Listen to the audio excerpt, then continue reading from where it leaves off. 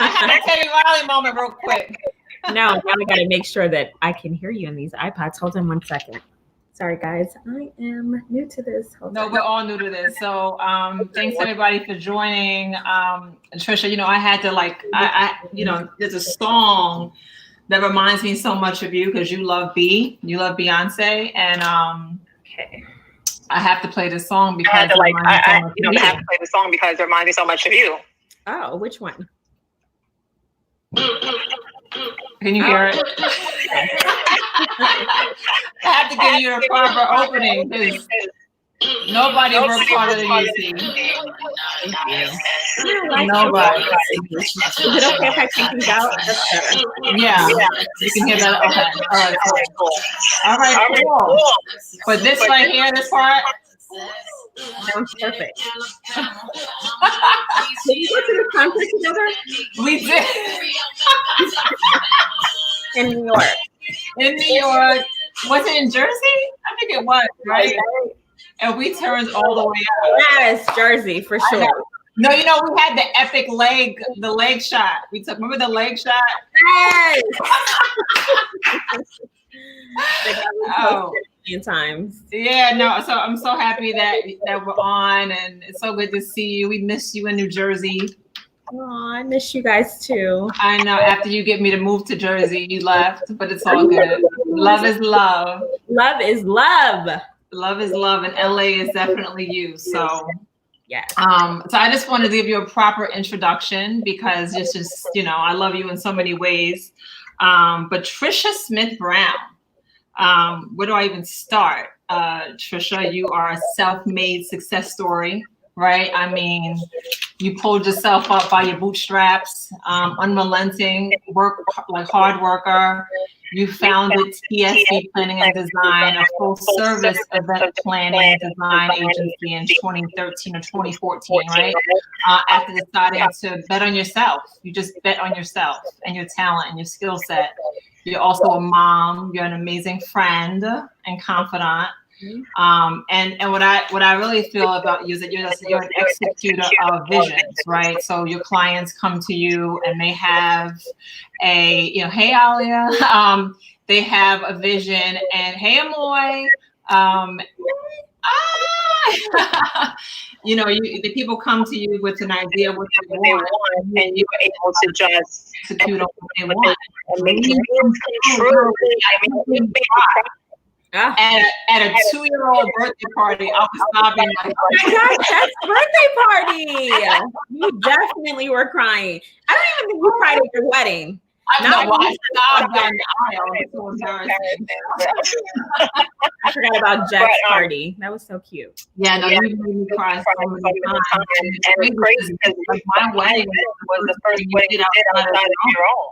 Right? Absolutely. That's how we met. I'm so happy. While that we speak to her as much, I have to say, I am so thankful for some of the amazing people that I've met and connected with. So I just wanted to talk to you about just your success story. You've been so successful. Again, you did my wedding in 2012, and that was your first wedding. And probably can't even say how many weddings you've done at this point. I actually can, because I'm not a big wedding for the people that I really vibe with. Okay. So talk to me. So I just, where are you from? I have random questions like, what kind of child you were, if you were always trying to make things pretty. You know what?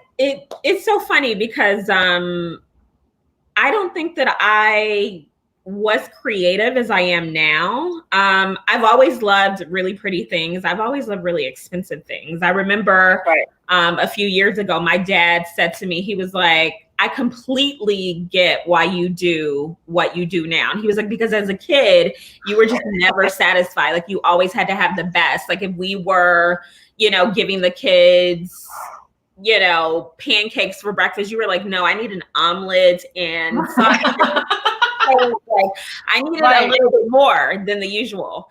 So I know that I've definitely like always loved really nice things, and just kind of putting things together has always been my thing. And I think it has a lot to do with also me being like a super Virgo. Right. You are the ultimate Virgo. Ultimate. Right.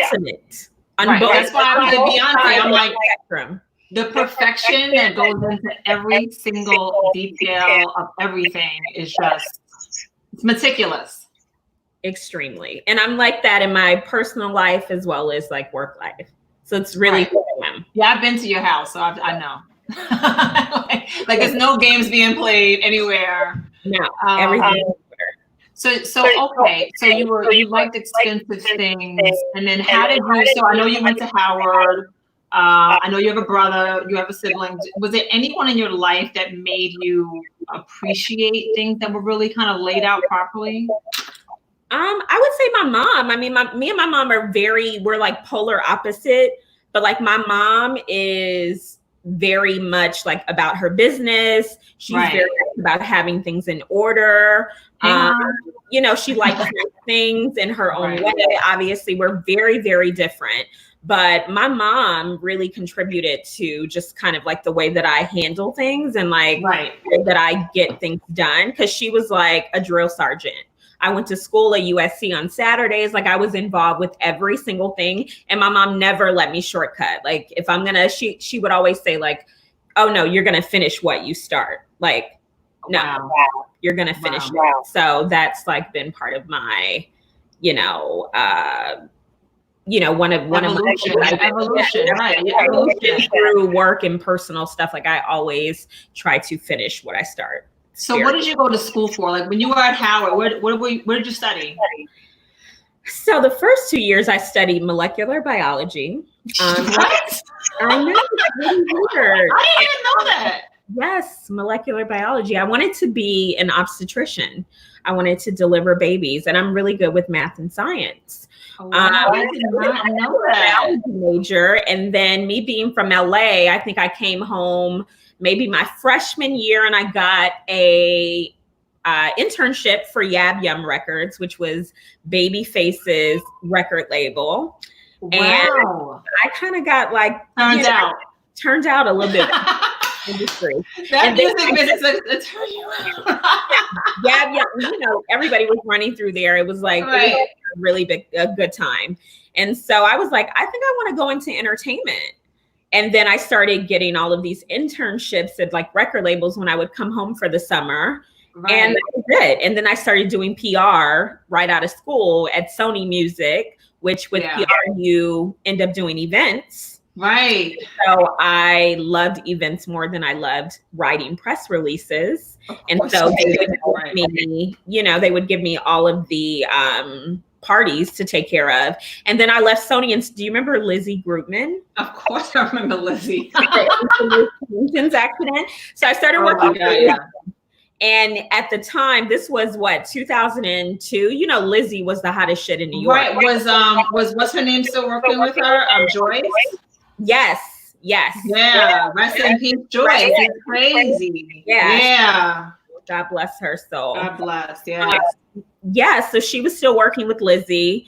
And, if you lived in New York at that time, any hot party, Rockefeller, Mark Ronson show, like you were popping party. Right.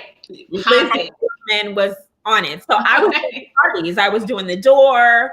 I was. Tricia, who are you? I did not know this about you. That's crazy. We saved this for now.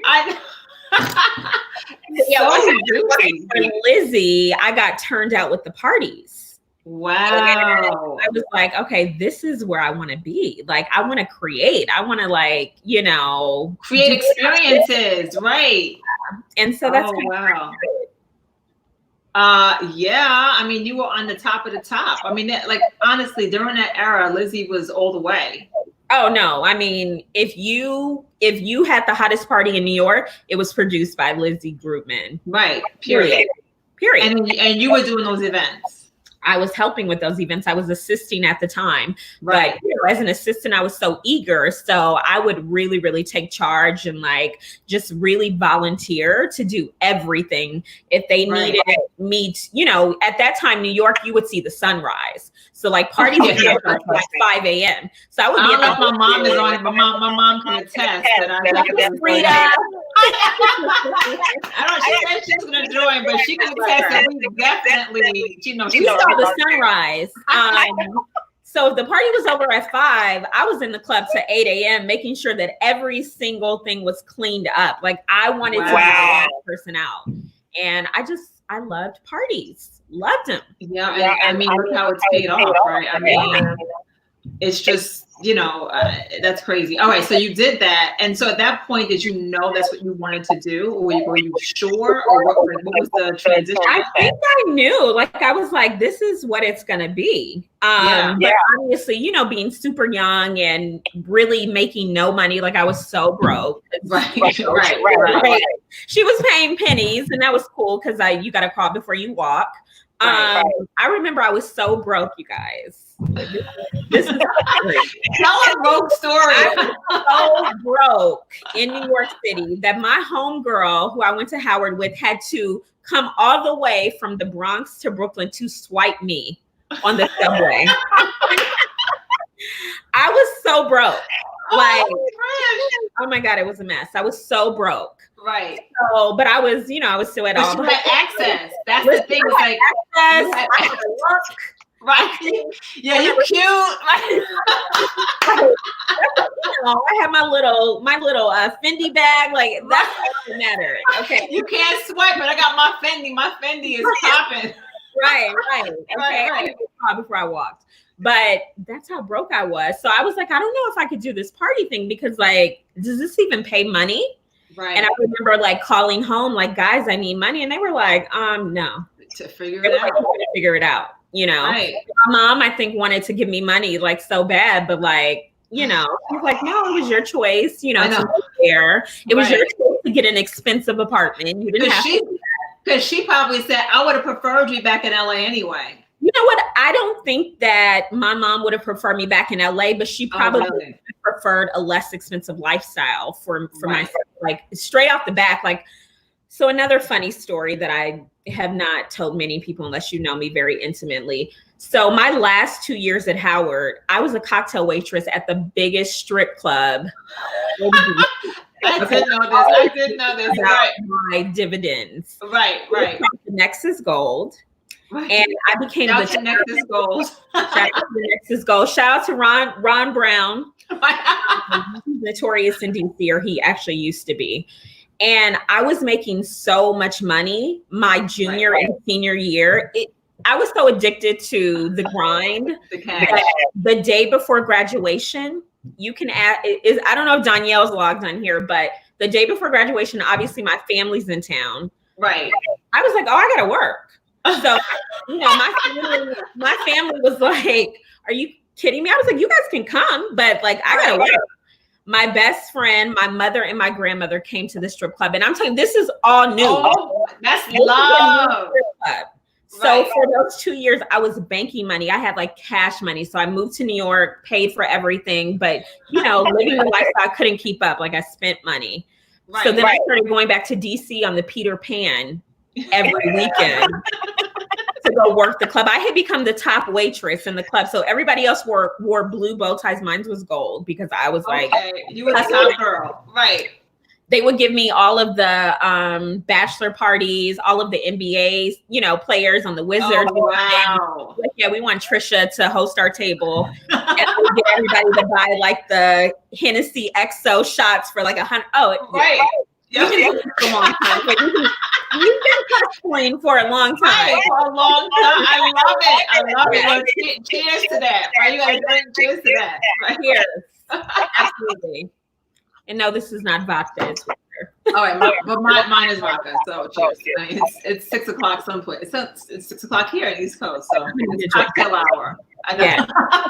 Yeah, that's how I really started. I've really always done hard work and No, I've never seen anybody work as hard. No, I have seen other Virgos work as hard as you, but I like the grind and the attention to detail and having to get everything just so is just amazing. But I know that you didn't always know that was what it was going to be, right? So then after you did that, you were broke. Then what did you end up doing? So after I left Lizzie, I started working for Vanguard Media. Vanguard Media at the time in New York, you know, hottest publishing all Black company. Absolutely, yeah. Honey Magazine, Heart and Soul, Subway. At the perfect time. Your timing has been great. My timing has been impeccable. Oh. Impeccable. And people have always looked out for me. Like, it really is about connections. Right. So I actually got that job. Do you know Nelson, Boyce, and Michelle? Of course. Yeah, I know Nelson and Michelle. You know, I've never told these stories. This is so funny. This is so Nelson was the head publisher, I think, for Savoy. Okay. I mean, killing it, you know, like the Black publishing industry, they were making like millions, like Keith Klingscales. Yeah, it was a mess. Yeah, that whole crew, right.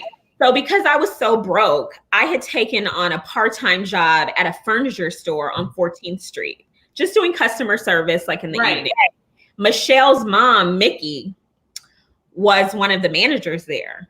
Okay. She fell in love with me. Like, I was like her daughter. Like, she just fell in love with me. You know, I was new to New York, still wet behind the ears, but she was just like, I just want something in you. You remind me of my daughter. Right. So her daughter's husband was the publisher at Vanguard Media. So I was like, I'm looking for a new job. I've got to leave Lizzie. I mean, she's not, you know, paying me. They just had the big, you know, accident in the Hamptons. Yeah, so, you know, the press was going. Yeah, her image had gotten dwindled. I was like, you might have a little bit of whack juice. Let me get out of the way. That gets on me. Right. So Miss Mickey hooks me up with Nelson and Michelle. I go and interview to be Lynn Burnett and Keith Klingscales' personal / executive assistant. Wow. Tricia. And of course, you know, got the job. Right. Easy. Right. I interview, but you know, sometimes I could be very light work. Listen, if you're the top hostess at the spot in DC, like the room in New York is like, all right, I know y'all want me. It's cool. Like, right. The charm is on, right? The charm is on. Yeah, no, it was on. I needed the money. I needed a new job, and like I said, Vanguard Media was hot. Like, you know, everybody knew about Honey Magazine. They were also throwing the hottest parties. Like, I did not know that. Girl, where were you? I don't know. I think I might have been in school or something, but yeah. So got the job. Obviously, you know, that kind of gave me an entryway into corporate life, aside from Sony, because I, you know, learned so much there. Right. And really, you know, I'm still friends with everybody that worked at Vanguard Media. Like, I mean, it was just really like a big family. And because we were like a big family, you really kind of did everything. So although I was an assistant, I would help out with the events. I would help out with marketing. You know, I would walk over to Betsy Miller's desk. Like, what are you writing? Right. Ison, I would go over to her. What are you know, I know you have a shoot today. Do you need any help? Like, it was just, you know, you could really kind of lend a hand. And I tried to go above and beyond. You know, I remember Lynn, you know, he had a girlfriend at the time. Right. So, you know, he was always buying nice gifts for her. So I would be like, oh, I'll go to Neiman's and get her gifts. So like, you know, right. You like to spend the money. Right. Let me spend money. So like at that time, I was just learning how to do everything business related, personal related, you know, executive parties, marketing, you name it. I would just really kind of put myself in every single area that I could. And execute. My only problem, I was late every single day. Okay. I lived in Harlem, young, you know, still a little wet behind the ears, responsible at work, but not really responsible personally. Yeah. And so I would either jump in what are they called? The little African cabs in Harlem. Right. The little whatever, delivery cabs. Right. Try to, you know, rush on the subway, and I was always late, and I would tiptoe in And Leonard Keith would like look like, you know, mind your business, like, right. Fired because it's being late. I was late every day. No, okay. So I worked there for like two or 3 years. Hi, Dion. I can't see who's on, but hi, everybody. I know. So ended up getting fired, but that was like the best thing that ever happened to me. I'm still friends with all of those guys. Like even after I got fired, you know what I've always admired about you too, is we discussed this, is your ability to always maintain relationships. Yes, that's important. You have been so good at it. And honestly, I'm not gonna say I'm bad at it. So I'm a work in progress, right? But I will say that it's been a challenge for me to maintain those relationships that you are so serious about maintaining. And I love it. That's one of the things that I love about you, is how you make sure that you keep in touch, you know? Yeah, I think we spoke about this before. I think it really is organic. You know, if I really like you, you've given me opportunity, you know, I've lent opportunity to you. Like I really, you know, I genuinely am a people person and I love people, and I'm, you know, genuinely concerned about like what's going on with you. How are you? What are you working on? So I try to, you know, check in on a regular basis. And like I said, it's very genuine. Like, you know, if I'm thinking about you, I'll call you. No. It's super authentic and genuine.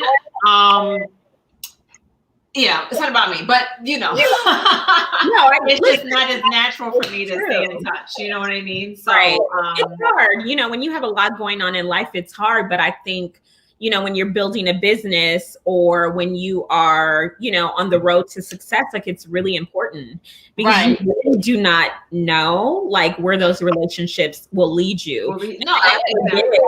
You don't want to pick up the phone out of the blue if you hear about Joy knowing such and such at, you know, such and such agency. And it's just like, I haven't heard from you in like 3 years. Like you're just it's whack. But see, that's the issue. The issue that I've had is that for me, the time hasn't passed. So when I see you, I'm like, oh my God, so great to see you. And the response is, oh, hey, you know, you tried to play me back in '88. And so, but it's not as natural. Not holding grudges because, you know, Len and Keith fired me. I could be upset with them today, but those relationships, you know, have maintained, like we still giggle about it. Like I talked to them the day after they fired me. They were like, do you want to come back? I was like, no. You know, but I'm still friends with them today. And I've gotten other jobs because, you know. You maintain the friendship. It wasn't, you were wrong, right? I was dead ass wrong. I was wrong every single day. So listen, I needed to be fired. Right. And now I am a prompt, on time person. Right, you get there early now. Well, before these kids, but we'll get to that. We'll get to that. So, okay, so you leave Vanguard, and then you go where? After Vanguard, I got a really amazing opportunity to be the manager of events and marketing at XM Satellite Radio. Now, I didn't know about this. About XM Satellite Radio when the stocks were through the roof. It was brand new. We may have had not even 100,000 subscribers. Like it was like fresh, new. It was like the thing. Right. So I was job to be the manager of, you know, events and marketing, and really, you know, did a lot of events for like the sales team and just, you know. Yeah. So mostly internal. Was it mostly internal events, or were you doing internal and external? Both internal and external. Okay. I was at XM for, I want to say 5 years. Oh, wow. And so within that time, I grew to become the director of events. Oh, shit. And at that time, we had launched so many channels and different partnerships. So I got opportunities to do events for like Oprah Winfrey. I remember we launched the Oprah channel. Right. And I did an event for Oprah. Like I couldn't. That's crazy. You're just saying it like so laid back. I'm like,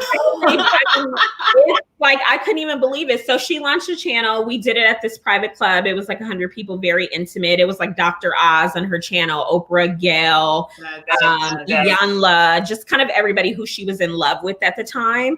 And they basically kind of did a podcast style show. So what we did a very intimate kind of dinner party and mingle session at a private club in New York. And we invited all of our advertisers and marketers who were spending hundreds of millions of dollars to advertise on her show. So, okay, let me ask you. So you do this event for Oprah. Do you say to yourself, I've made it? Like what, do you even realize it yet? No. So I'm going to tell you. So this private club that we did this event at, it was, I can't even remember the name of the club. It was near Sony Music, like right off of Madison. It might still be there. And so Oprah pulls up there like, you have to go downstairs and get her. I'm like, what? Right. In my mind, although I was a director at the time, I'm still like little me, because I mean, I was still really young. I don't even think I was 30. Right. And I just, I was still building myself up. And they were like, you have to go downstairs and get her. So I go downstairs, me by myself with my little earpiece and, my clipboard. Yeah. I'm like standing at attention as her black car pulls up. Her and Gail get out. She's like, oh my God, you're so cute. And I'm like, hi, I wasn't married at the time. So I was like, hi, I'm Tricia Smith. I'm the director of events and marketing. And, I put this, and she's like, I know who you are. And I'm like, okay. So we get in the elevator, and like the elevator ride is less than a minute. She's like, you need to have a drink. You need to loosen up. Like, okay.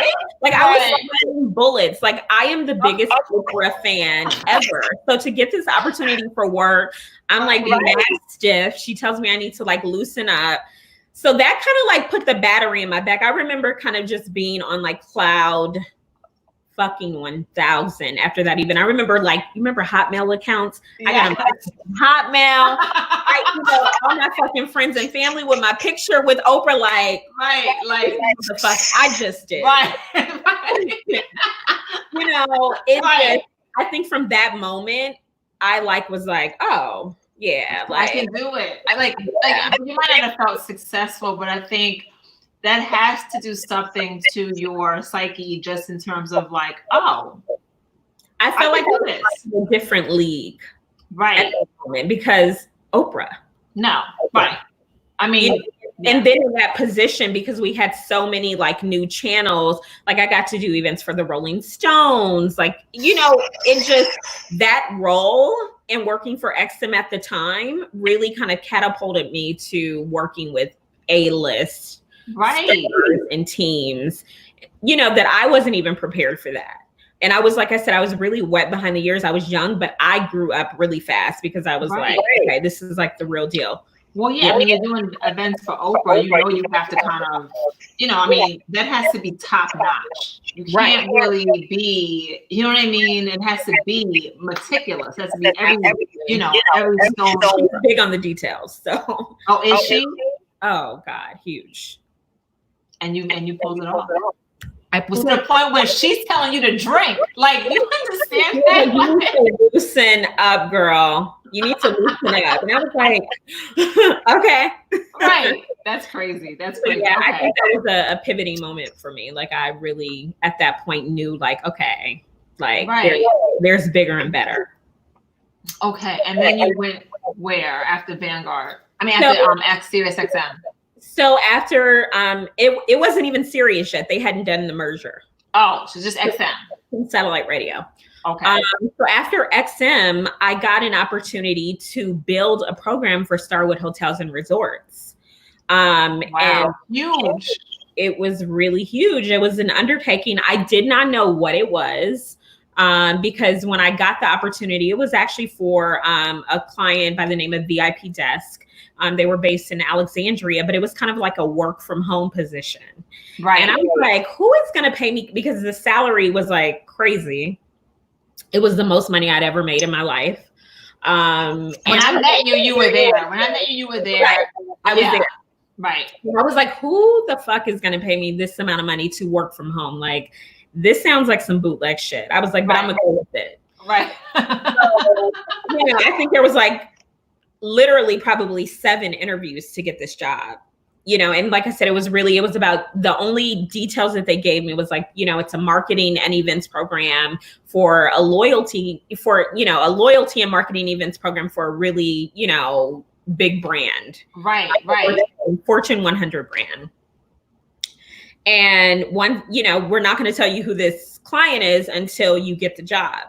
Ended up getting the job, which still today blown away. You still get the charm. You have the charm. You have that charm. So. I have no idea how I got that job, because I'm going to tell you something. I was, the requirements, although I was a director at that point, this was a senior VP position.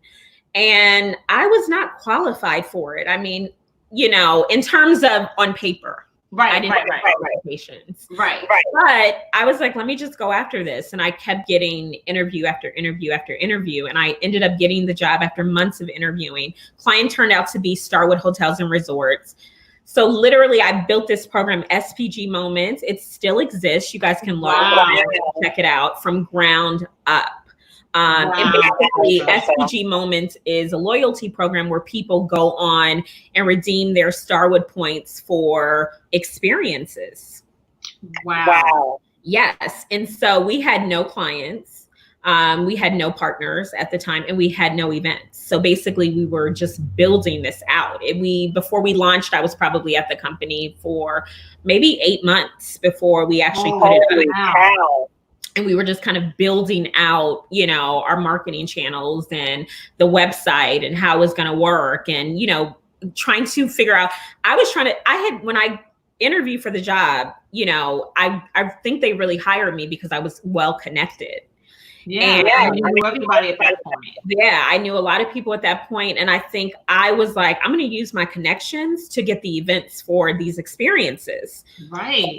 So one of my best friends is married to Rip Hamilton, who, is an NBA star. Rip, he's retired now, my big brother. And at the time, it was like the NBA finals with like the Pistons and I think the Lakers. I called Rip. I said, listen, I just started this new job. We're launching. Like, I need you to give me some floor seats. I need you to give me a signed jersey. After the game, I need you to meet these SPG members. Just take a picture and sign a shoe. He was like, no problem, sis. Right. So that's a layup. it was a layup. Like it was a home run. Like the NBA finals, Starwood was like, like it was crazy. They were like, yo, yes, open. They were like, yo. So I think it like whoever ended up bidding on that experience, I think it was probably like 500,000 star points, which in eternity to build up for that. You're talking about like game 5? No, you can't even. No. Keep trying to rack up those points, baby. You want to get right. So then, I called up my old boss at Sony Music. She was everybody's publicist, from Mariah Carey, Michael Jackson, Jennifer Lopez, you name it. Like, who's on the roster for concerts? Hey, Sanjay. I need tickets. I need backstage passes. And I just really worked on like my personal connections that I had built through the years. And also friends of mine who are in entertainment. So that's the value too of maintaining all these relationships, so that when you need to pull on something or you need to leverage one of the relationships, you can just say, hey, listen, I need this favor. And if you're the person, if they really fuck with you, like, nobody said no. Right. No, they did not. No, they were like, it's light work. For Rip, it's like, light work. Right. You gotta come there for 5 seconds, take a picture, sign a shoe, and walk out. Right. It's all the time. So but then you win. Like, and it's such a big deal for you, but such light work for him. And layup. That's the thing, when you maintain these relationships, people want to see you shine. Right. So, if somebody wants to see you shine, they're going to give you all of the access that you need so that you're shining, because they want you to win. They want you to win. Really important to, maintain, those conversations, send somebody flowers out of the blue, send somebody, a bottle of champagne, do what you have to do so that, when it's time to make that call, like, you're top of mind. Right. No, I think that is the piece that a lot of people don't really get, right? Of just how you continue to let people know that they're being thought of, right?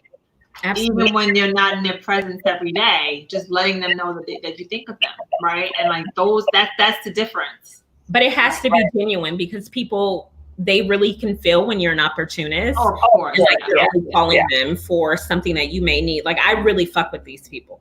Right. And they know it. Today, like we're having lunch. Right. And of course, champagne. Like, you gotta pay. You gotta pay. Now you got a little bit more money than that swipe. Like you good. Like right. Absolutely. So wait, all right. So then clearly you ended up leaving Starwood because for whatever reason, right? And so it's so funny because I sent Tricia text messages from 2014 because we were having this conversation, and I just wanted to like just talk about the journey, right? And just to kind of like have a real purview as to what the journey was. And I noticed that we had a conversation, and like you were telling me that you were going to leave Starwood and you didn't know how you were going to move on. After 8 years of being there. After 8 years, right. And you were spoiled by the check. I was spoiled by the check, and I was spoiled from working from home. God was like preparing me. Right. So, you were like a little uncertain, right? And I think the beauty of it is that, the beauty of that is that all of us have felt extreme uncertainty, especially right now, right, with this pandemic. And we'll get into how you're coping in terms of like how you're managing yourself in this and what we're dealing with now. But dealing with uncertainty, but knowing and betting on yourself. I remember us having this type of conversation, and you just saying, you know what, I think I'm just gonna throw my website, but I don't think I'm just gonna have to just throw everything behind TSB. And we were like, and I was like, yeah, let me know, like, right? Let me know what you need me to do, what you need to do.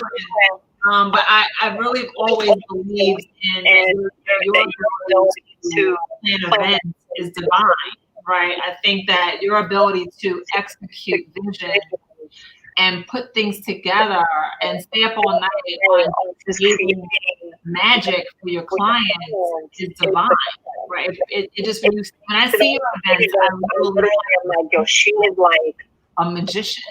And you've been to a lot of them. I've cried. Like, I'm not a tearjerker. I'm not that girl. Like, even I'm a Pisces, so I like to cry. Did I lose you? Yeah, no, but I'm not that girl, right? So, you're very insensitive. Like, you're not a sensitive person. No. So it's magic, it's divine, and you bet on yourself. And I guess walk us through like what you were feeling and how you kind of did it through the fear. So at the time, I think Bailey was maybe like 3 years old. So obviously the pressure to provide for someone other than yourself, kind of bears down on you when you're considering leaving a 6-figure salary. And, you don't really know what's next, because what you're planning to do, it has been a hobby for a few years, and you don't really know if you can make a living doing the kind of events that like you dream of. So I honestly, I just, as through those text messages, really kind of just took a leap of faith. And I always believed that I was really good, but when you think about entrepreneurship and, just kind of the roller coaster that it is, and you're already successful in your own right, you're like, how do I maintain that success? Whether it's financial, whether it's accolades, whether it is, your relationships, and just, working internally for a corporate team is completely different from working autonomously as an entrepreneur. Of course, yeah. So I honestly did not know how I was going to get it done. I'm not going to sit up here and lie and say I had, plan A, B, and C. I just really believed in myself and I was confident and I was like, I could do this shit. Like, period. Which is huge. Like that, the belief in yourself.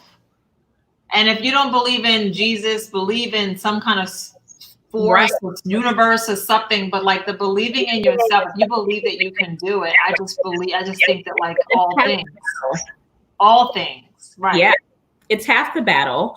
But you also have to take that leap, even if you have reservations or even if you have doubts about, your ability and kind of seeing yourself completely down the road. That's not going to happen with entrepreneurship. As you've started many businesses and they've been really successful, but I don't think we could see that in the beginning. No, I mean, and you trip up sometimes too. Like you think, oh, this is an amazing idea and it flops, right? So I think it's been like, it's a roller coaster. But I think me just jumping out the window and catching my wings on the way down is what believing in your talent. Believing in my talent, perfecting my talent, because I wasn't always as good as I am today. Right. There, I have closed loopholes. I have, better the way that I do things, processes, design. I feel like if you look at kind of the body of work that, I've done over the past 7 years, every event gets better and better and better and better. Thank you. Even still today, I'm not where I want to be. Like, it's good, but like, I feel like I could be better, so for me, it's also a part of success is always learning and growing and not feeling like you've made it. Forever a student. Yeah. Right. Like I'm good, but I can be better. What would you say your natural talent is? Like, what do you think that you were really good at? Within my industry? Period. I am really good at... Hey, mommy, my mom is on. Hi, Mom. I am really good at execution. Yes. So like if I say I'm going to do something, I follow through. And like, as I said earlier, I think that's an attest to my mom, finishing what you start. I'm an executor. I'm also a perfectionist. People say that there's no such thing as perfection, but there is a level of perfection that you need to maintain, especially in my industry. Yes. When, although I believe in perfection, there's levels to that, because I think one of the things that I always tell my team when we're in the middle of doing an event, if Jasmine's on here, she'll probably type it out now. Perfection is the enemy of done. So like when you're down to the count, it's like, okay, yes, it needs to be perfect, but getting it done is more important. And sometimes you have to kind of use that catalyst for even like larger projects and realizing like everything doesn't have to be like, you can always go back in and perfect it, but you really just have to really get things done. So that's what I'm really good at. Like if I say I'm going to do something, I fucking do it. Like you always get it done. Period. You get it done. Yeah. Always. Like it doesn't matter. Like it's getting done. So what's your, like, if you had to, I mean, it's so hard because I know you're a mom, you're a girl mom like me. We're girl moms. We're girl moms. But I think if you had to identify like one of your proudest moments, what would you say? I would say me relocating back home to LA is probably one of my proudest moments, because when I moved from New York, I was doing very well, and I had worked here in LA a few times, but I didn't have a consistent clientele, so I really, once again, jumped out the window with my, you knew it too. Yeah. Tricia, you knew you were leaving. And like, I knew it. Me and Amoy were like, are you sure? I am out here. Right. I love New Jersey, but I just think timing wise, like it was time for me to come back home and definitely move on and grow in so many areas. And I felt like I did what I needed to do in New York. I was there for 15 years. New York really made me, you know, that's where I really became a woman. But I needed something fresh and new. I needed to be challenged. I needed, you know, to struggle a little bit, you know?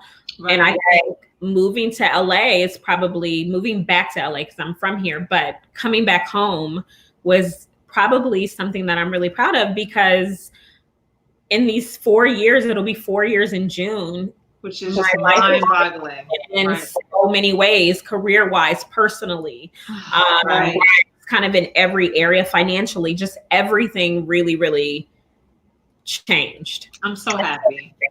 I mean, I'm selfishly like, but I'm so happy. I'm so happy about that. Yeah, it was a good move. No, it was, and obviously, you know, I've kind of like watched the growth, right? I've watched the growth. And I know you also did a TSB experience, which I went to, which was perfectly executed. And I don't know if anyone here actually, you know, came to the experience, but it was so well done. But what advice would you give to planners and event planners that are watching this? What advice would you give them in terms of, like, depending on where they are, what stage they are in their, you know, growth, right? What advice would you give? So I'm a little harsh when it comes to advice. Okay. I know you've experienced this, especially when you came to the TSB experience. You got to be real with yourself. You know, I think it's a very oversaturated industry. You know, and it's a very visual industry. So if there are areas, you know, you cannot call yourself top-notch events if your shit is not top-notch. Right. You can't call yourself luxurious events if your shit is not luxurious. Right. You cannot call yourself queen of details events if you ain't got the details. Right. You know, you have to be honest with yourself. That is number one. Now, when I say be honest with yourself, I am meaning if you know that there are areas that you can grow, no matter the industry, but specifically in this industry, because it is very visual and it is very niche. Like, people are paying their hard-earned fucking money to plan a party. That does not, like, nobody has to do that. It's not a necessity. It's a luxury. It is, in fact, a luxury. Right. So if somebody is paying you, in my case, 6 figures to do a party, you better fucking hit it out the park, like every single time.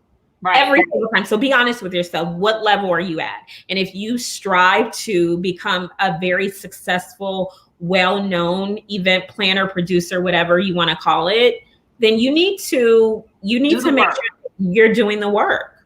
You know? So we have plenty of time right now, right? We have plenty of time. What should event producers, planners, experiential, what should they be doing to perfect the craft? You should be taking online classes, you know, whether it is learning about new materials and textures and coloring. You know, there's so many levels of events.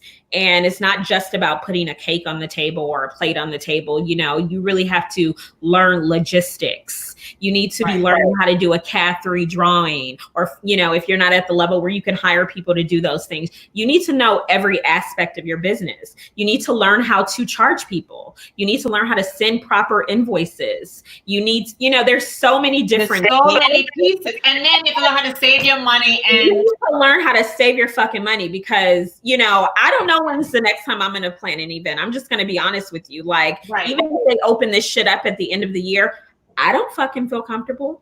I don't feel comfortable planning an event. Now, I may do some about all these people. Like, this is a very touch people industry. You know, you're in the room with hundreds, sometimes thousands of people for events. I don't know when's the next time I'm going to feel comfortable doing that. So if you don't have money saved in this industry right now, you got to get real creative.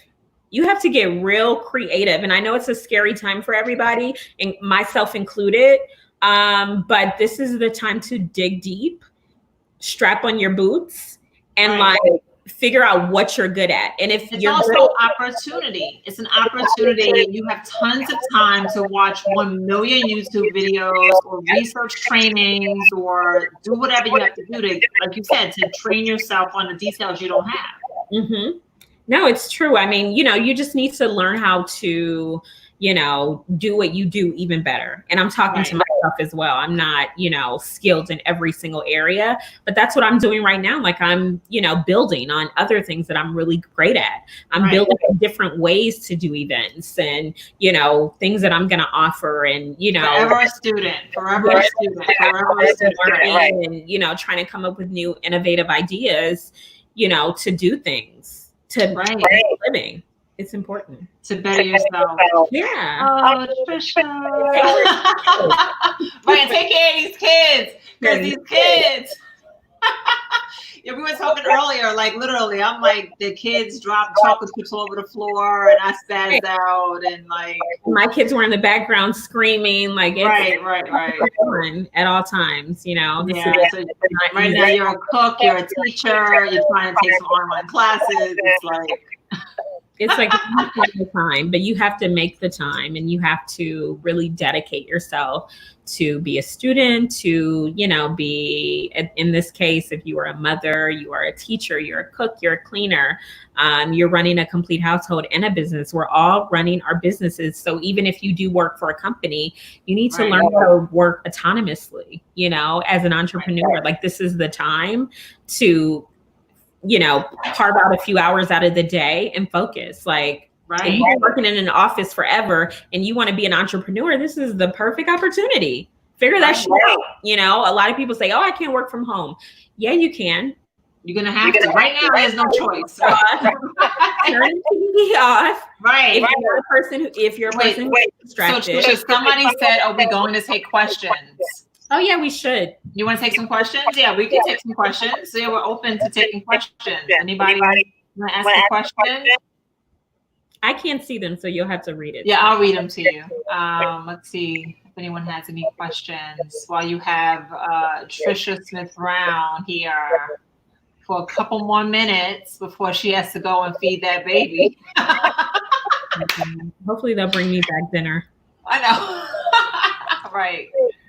I was talking to one of my girlfriends and she was saying that she got crustaceans for lunch and I'm like, oh, girl, those garlic noodles. So someone says, this is Tika Rose. Okay, Tika Rose event says, what? I met you in Miami. Oh, hey. So what classes would you recommend to take? You know what? I personally have not taken any classes. So I don't want to give you any misinformation, but I will say there is a new program called Masterclass that they have some phenomenal talent on there. Like I saw one with Kelly Wersler, who I think if you I love Kelly Wersler. Yeah, right. Her aesthetic is crazy. I think if you are into events, like you should also know how to do some form of interior design. And so maybe you start there at like Masterclass, and then you can also just Google. I mean, there's I think even on BizBash, like they have a lot of offerings for, whether it's payroll, for events or, budgeting, but just Google and, I'm sure you can find a bunch of stuff, free stuff too. All right, perfect. We also have, how do you learn how to charge for your services? So that's interesting. So I started off really charging hardly nothing. Like I said, it was kind of like a hobby for me and I didn't really need the money at the time. But at the point in time that I knew that like I'm doing this for a living, I set a flat rate because you don't want to price yourself out. And also, like I said, I was still growing and learning. So I knew that I wasn't at the percentage stage. So I set a flat rate. And as I got better and better and better, that rate kept going up. And then when I thought that I was like really good, I was like, oh, I can charge like a percentage of the production budget. Like I'm getting these 6-figure budgets. I can now charge a percentage of that. So I think I might have started off at maybe like 10% because once again, like I'm not at the Mindy Weiss level. I'm still learning. And then I got good. I got like really good. And then I said, you know what? I can charge 15% of the budget. Right. And when I got really good, I was like, oh, it's 20%. Let me hold something, Tricia. Let me hold something. Listen. So, that's industry standard. So again, it's really about crawling before you walk. So start off with a flat rate. And as you get better and better and better, and you get those bigger clients, you can move into the percentages. And that is really where the money is. That's awesome. Okay. Someone says, oh, who is this? Sade. Sade says, can you provide any work? I'm sorry. So let me say this real quick. Baby Girl 2K was the one that asked that question. Previous question. Hi, baby. Sade Viona says, can you provide any workflow programs to use? Workflow. What do you mean? Do you mean by like payroll, or do you invoicing? Do you mean? I don't know what workflow. Can you just clarify, Sade? Dion says, you have any favorite YouTubers? No, I don't even watch YouTube. You would have to ask Bailey about that. Okay. I'm not a big YouTuber. I think I'm going to become, because I think I'm going to maybe start a channel. And maybe just show a little bit more of my personality. I think people want a channel. That's what I'm seeing. I think I might start a channel. Just kind of show like maybe like just techniques and just kind of more kind of like tutorial stuff for event production. And then also maybe do some cooking. I love to cook. Listen, I still have that liquid smoke that I've never used, but just told me to buy it. Liquid. Some ribs, liquid smoke, you guys will not steer you wrong. No, I haven't used it yet, but it's still there. All right. So Miss Niece says, how do you stay organized when it comes to events? So I am all over the place. My production manager is really the organization person for me. So I'm like a chaotic, what is it called? Like a creative, chaotic mess. Being completely transparent and honest. Everything is up here. When I worked corporately, I would write every single item, task that I had to do, and I would highlight it. When I started being an entrepreneur, there's so much to do because literally you got to be your accountant, you got to be the finance person. It's crazy. Right. So with so much going on, especially having a family, like everything's in my head. I don't write anything down anymore because I just don't have the time. I'm always moving so fast. But I have like the memory of an elephant. You do? I'm so jealous. You're so good. Because even Tico says, yes, it was such a pleasure meeting you. So you knew exactly where you met Tico. Yeah, right. Yeah. I have the memory of an elephant. So like literally I'll be working on a party and I will, with event production, obviously you have 100 million things that you have to do when you're planning and producing. I will literally probably get to like the day before and then remember 10 things that need to be done and start acting like a crazy maniac. So, if you are looking for organization, obviously Apple has so many tools on their phones, on their computers. Maybe some people use binders, which I'm not really that. We're working fast. I don't have a lot of time to write shit down. But yeah, there's so many products now that you could. Okay, so we have literally, Tricia, we have a million questions. Oh my God. Well, which is amazing. So I don't have, listen, guess what? The kids are he took the kids outside. I don't know. Wait. He might come in at some point. Y'all might see the crazies, but it's all good. Wait. I think I'm losing you. Let's see. There we go. Can you hear me? I can't hear you. So,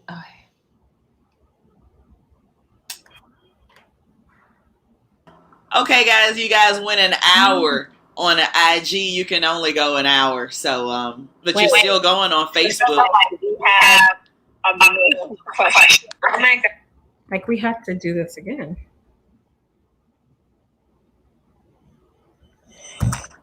You want to shut down or?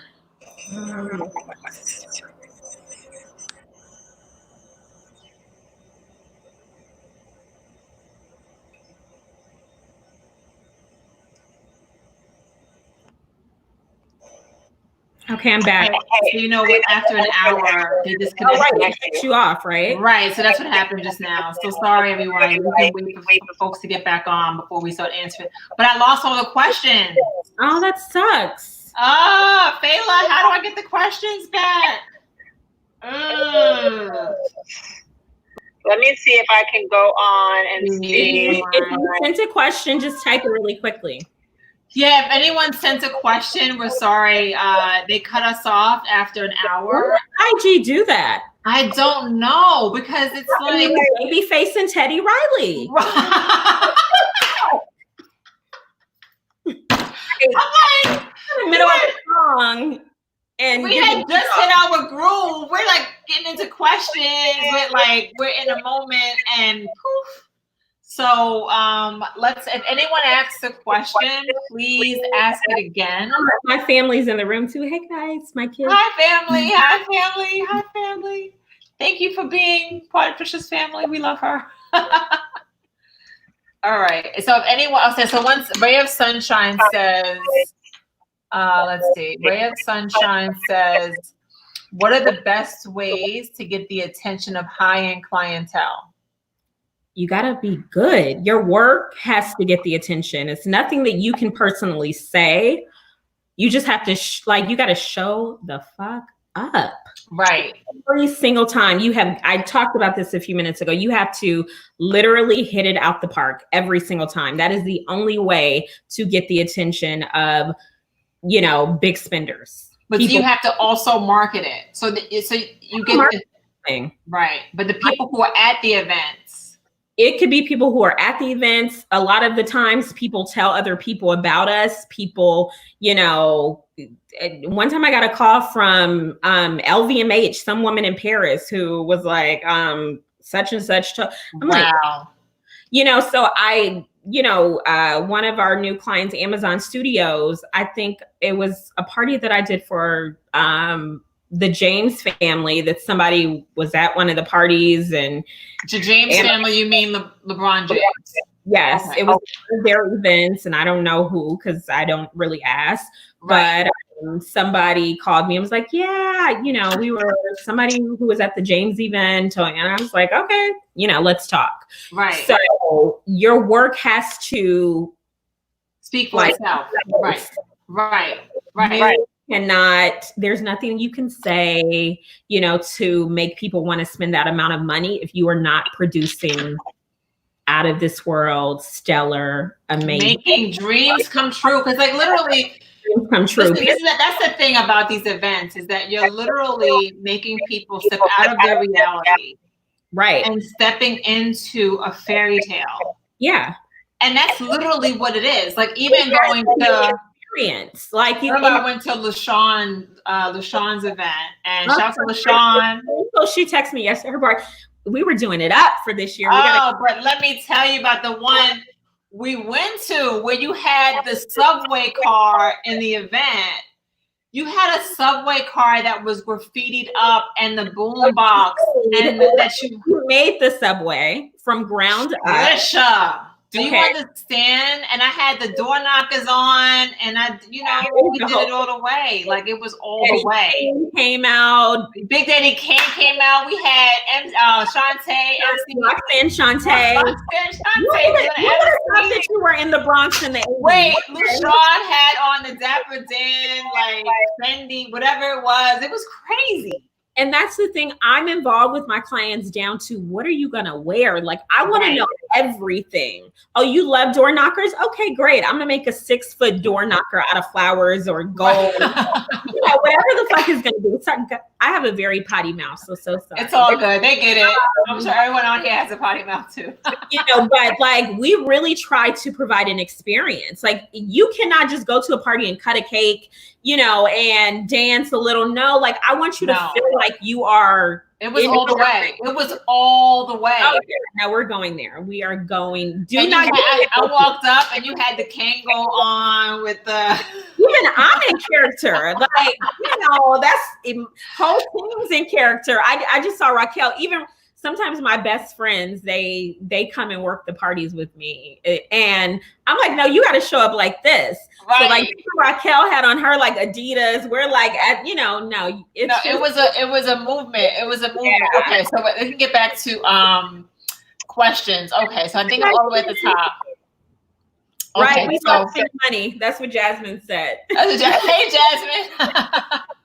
Okay, so Aisha says, how do you know when a relationship is worth maintaining? I believe every relationship is worth maintaining. Unless you have bad blood with somebody, which it happens sometimes. But if nothing negative happened, then it's worth maintaining. Right. You don't, and it doesn't, not all my clients have these huge 6-figure budgets, but sometimes they may know somebody. I didn't. By the way, y'all, I did not have a 6-figure budget. Right, but you've also led me to other clients who, who did have budgets. Right. Budgets. Right. And I think it's important to maintain all relationships. Like I said, unless something negative happens that impacts the relationship where you cannot, salvage it. But if it is, a great interaction. Right. You have to maintain that. It doesn't matter if they spend $5 or $500,000, like they're important. Okay. So Miriam from Miami says, how did you get into florals? I am not a florist, but we have done florals before. I mentioned this a little earlier. I think a big part of this business in particular, because there's so many moving parts, is knowing how to do every single thing within your business. So we're talking about budgets right now for clients who did not have big budgets, but we still wanted to make the event look expensive. Instead of spending their budget on flowers, me and Jasmine have stayed up literally all night and done flowers. I've seen the arrangements. They've been amazing arrangements. Yeah, we got on YouTube. We went on, we have Pinterest. We have done everything that we could to figure out what we needed to make it happen. We drove down 95 in a fucking tsunami, pretty much, with our car packed with flowers one time because the client didn't have a big budget. The event was in DC, but we needed to make it look nice. So you can really teach yourself how to do anything. Right.